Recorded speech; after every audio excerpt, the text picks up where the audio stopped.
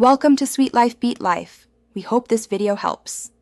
In this video, I will show how to get Jinsei essence in Mk11 step by step. Start by unlocking the Jinsei fight in the crypt and completing the specific tower challenges required, then focus on repeatable character towers for drops. Use consumables that increase rare drop rate and play on higher difficulty to improve odds. Track your progress after each run and trade redundant items to accumulate currency for targeted purchases. Prioritize characters and gear that boost drop luck and reward bonuses to maximize Jinsei essence gains per hour.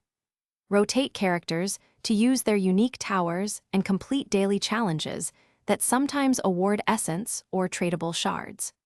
Participate in limited time events and alliance rewards, since they often grant concentrated drops or currency useful for buying essence. Keep a checklist to avoid duplicate efforts, and use higher difficulty settings and target battles with known Jinsei essence rewards to increase expected yield without wasting time on low-value fights. Optimize loadouts to clear fights quickly and safely, which lets you run more attempts per hour and compound your gains. Combine this with periodic breaks to reassess strategies and update your goals, so each session feels productive and you steadily approach acquiring the amounts you need regularly.